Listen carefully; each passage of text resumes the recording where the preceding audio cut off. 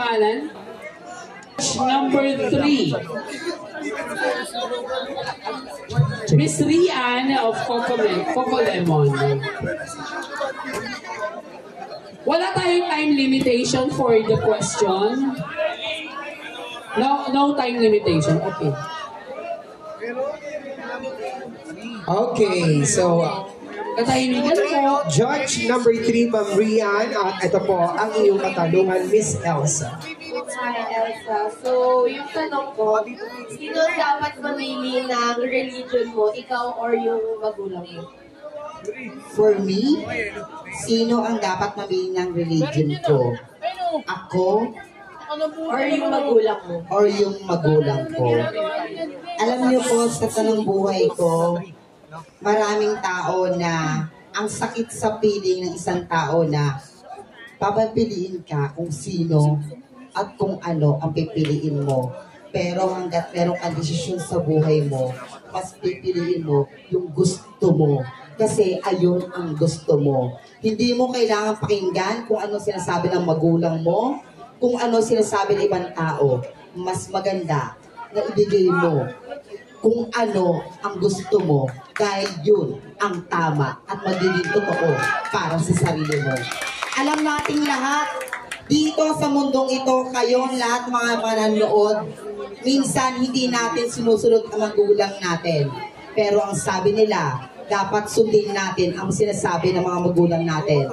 Pero ako, ngayong gabi, dapat sundin natin kung ano ang nasa puso natin. Kasi hindi lahat ng tao tama sa pandinig mo. Pero magiging tama ang sarili mo kapag ginawa mo ang gusto mo sa mundong ito. Maraming salamat po. Thank you so much, Elsa Droga, our candidate number... Ilagad mo na lang ako. Dapat nga wala ka eh. 1,000? Huwag ka nang pumunta, bumunot ka na magtatanong sa'yo. Natataranta siya din. Dinadamay mo kami. Sige. Ang magtatanong sa'yo ay si Judge number 4. Hello, Coco Lemon. Hello, good evening. Hello. So this is your question. And this is my answer. Sa iyong palagay, ano ang pinaka hindi magandang ugali ng karamihan sa iyong mga kababayan? Okay. Ano daw po ba ang hindi magandang ugali ng ating mga kababayan? Yun ang pagiging inggitera o insecure sa isang tao na alam nilang umaangat. Dahil naniniwala po ako, lahat tayo ay nagpupusikido. Lahat tayo ay gustong umangat. Pero may mga taong insecure at inggitera na gustong tayong hilain pababa. Dahil naniniwala po ako, walang tamang gagawin ka sa taong inggitera at insecure. And I thank you! Maraming salamat. Felicity. Next is candidate number 15. Our business package. At ang magtatanong po sa kanya ay ang ating judge number 6. Judge number 6.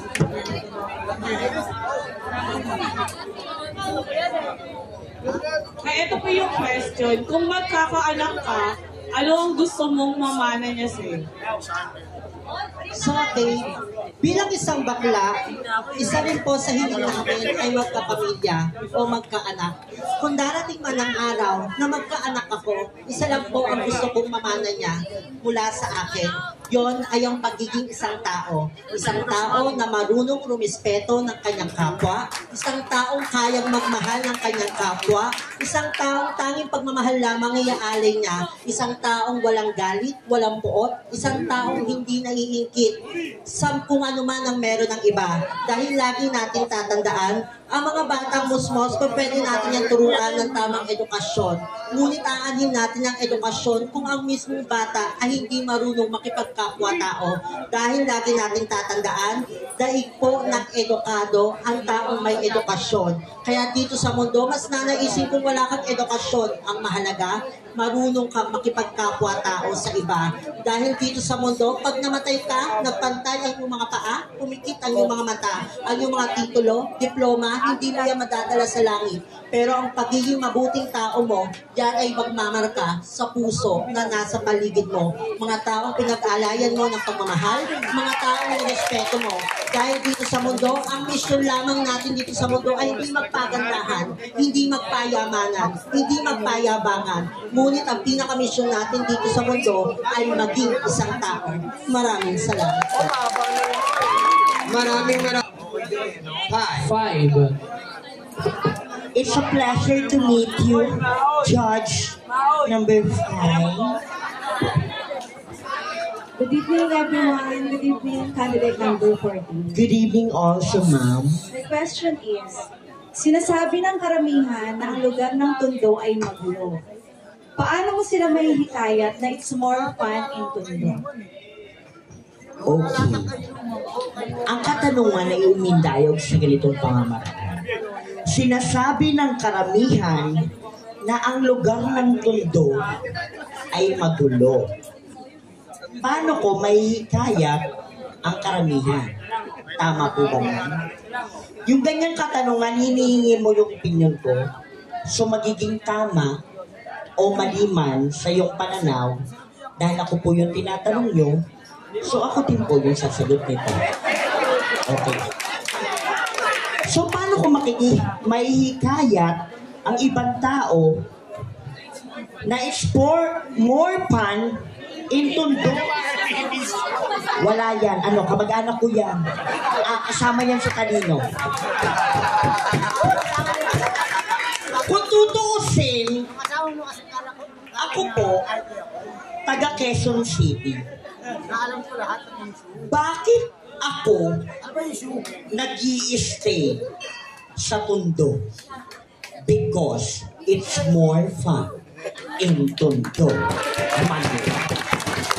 That's why hindi ko po nahanap dito kung dahil masaya ka, dahil gusto mong hanapin yung sarili mo. Bagkus, dito ko nakita yung mga taong totoo sa buhay ko. Like Elsa Droga, like Cindy David Del Rosario. Magkakaibigan po kami. Bakit ako nag-i-stay?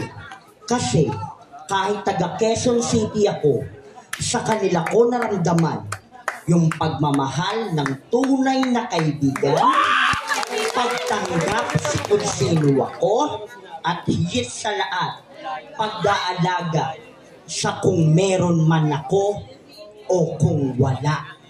Dahil nung time nung pandemic, sa Quezon City, mag-isa lang ako. Pero, pumunta ako ng Tondo. Nag-live kami sa Facebook. Binuhay ko ang sarili ko kasama sila. Tinira ko ang sarili ko dito sa Tondo. At doon ko na-realize na alam ko sa sarili ko na mas tanggap ako ng Tondo, Manila. At higit sa lahat, wala yan sa preference ng pagkatao mo o sa kung ano yung nakasama mo. Ang importante dito, kung paano mo naramdaman yung pakikisalamuha at kung paano ka tinanggap ng taong nakapaligid sa iyo. Because ladies and gentlemen, the most important things in this world, it cannot be seen or even be touched. They must be put with the heart. Dahil kahit ang pamilya ko, nalugmok din ako, na-depress din ako. Pero sa kabila ng pagtanggap ng taong taga-Tondo, na-realize ko na may pag-asa ang taong nakakaramdam ng depresyon sa mga panahong nalulugmok ako. Maraming salamat po. Thank you so much. Perfect. Judge number Erickson! 7. Pakisabi nga po, 7. Erickson! Heaven. Sa heaven. Sa heaven daw po. Yung punta talaga sa kanya.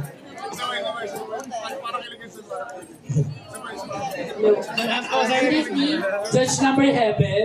Erickson! Nakapako ka. Erickson! Alright, Erickson! Kung paano di ka ayaw ko. Erickson! tama ka na, oy. Kahit wala yung tao. Erickson, paano ko na noon? Maglaway ka ngayon. Amen. Okay, let's proceed to our judge number 7. Good evening, candidate number 2. Ano po? Ito yung question sa'yo. Sa edad mo ngayon, ano ang mayaabang mo sa lipunan? Okay. Your question is very timely and relevant for me. Dahil yung kanyang katanungan, kapag maniniyung ko po yan, tumukulot po sa aking puso at isipan. Sa edad ko po na naabot ko hanggang ngayon, ano na nga daw po ba ang naiambag ko sa ating lipunan? Tama po ba? You know what, ladies and gentlemen, in my 25 years of existence here at our world, marahil pinukupsa po ako ng karamihan dahil ako po ay may kapansanan. Hindi daw po ako kabilang dito sa ating lipunan dahil kulang-kulang daw po ako at may depekto po akong tao. Ngunit naniniwala po ako na bilang isang taong may kapansanan na namuhay ng 25 years dito sa ating lipunan, ang naiambag ko po ay ang magpasaya ng maraming tao. Bakit kamo? Dahil hindi naman po yan nakukita kung ikaw ay perfecto or kung ikaw ay may depekto. As long as meron kang puso at meron kang pagmamahal sa kapwa mo tao at kaya mong pasiyahin ang lahat ng taong nakapalibot sa'yo, then you are worthy to respect your country in your own community. Dahil naniniwala po ako na kahit ako po ay may kapansanan, hindi naman po ako gumawa ng mali sa aking lipunan. As long as nagagawa ko po ng tama ang aking mission dito sa ating mundo at yun po ay magpaligaya, hindi po ako titigil upang abutin po ang aking mga pangarap. Isa lamang po ang aking katanungan sa inyong lahat. Kahit ako po ba ay may kapansanan, nakasaya ko po ba kayo lahat? Naniniwala po ako na ngayong gabi kahit hindi po ako manalo sa patimpalaka na ito, ang inyong ngiti at tawanan ang siyang magiging tropeyo ko upang maiuwi ko sa bayan namin sa Bulacan. Dahil naniniwala po ako, a simple act of a smile can definitely change the world. Thank you so much. Thank you so much. Candidate number 13. So judge number 1. Hello. Hi ma'am, good morning. Hi, good morning. Ano ang mas nakakatakot? Tumandang mag-isa o tumandang walang pera? Okay. Well, this is the most crucial part of the competition. So, let me answer that particular questions directly to the point without any using punchline. Ano ang mas nakakatakot? Ang tumandang mag-isa o tumandang walang pera? Kapag nais mong magkapera, matuto kang kumayod para sa sarili mo. Matuto kang imbukan para sa sarili mo sa kumakalamong sikmura nang sa iyon ipapakita mo na dapat ikaw responsable ka sa sarili mo. Mamatay ka man ng walang pera pero maraming luha na nangangahulugang pagmamahal ng tao na ayaw kang kalimutan at magiging pahina ka ng isang libro. Ayoko pong tumanda nang wala akong isa kahit sino sa pamilya ko na tumanda po mag-isa. Bakit? Ibig sabihin, nangangahulugan na hindi ka lang nagpahalaga sa mga taong malalapit sa iyo, sa mga pamilya mo. Nais kong tumanda at mamatay sa piling ng mga taong mahal ko sa buhay. Sapagkat ang yaman, mawawala, mauubos, pero ang mga taong nagmamahal sa iyo, hindi kayang bilangin ng kamay at mga paa mo. Sapagkat ang pag-ibig, ang pera sa isang umpukan, malulustay, magagastos ko. Pero sa isang balong malalim, kahit mababaw, ang pagmamahal na pundasyon, hindi kaya mong selukin o kaya mong kunin ng pala ang iyong ginagamit. Nais kong makita sa aking pagtanda, Hawak ako ng aking mga apo habang naglalakad sa daan gamit ang tungkod na sa kanilang nakasalalay.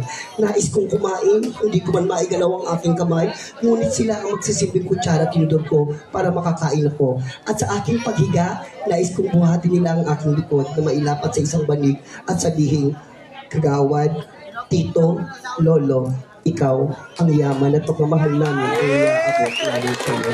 Sapagkat sa kabilang banda, sasabihin ko sa isang tao, mawawala ako sa mundo, magiging hiblang puti ang aking buhok. Pero ang pagmamahal na ibinigay sa akin ng mga taong nasa paligid ko, pagmamahal na hindi kayang tumasin ng kahit kapirasong piso. Maraming salamat po. Maraming salamat, candidate number 60.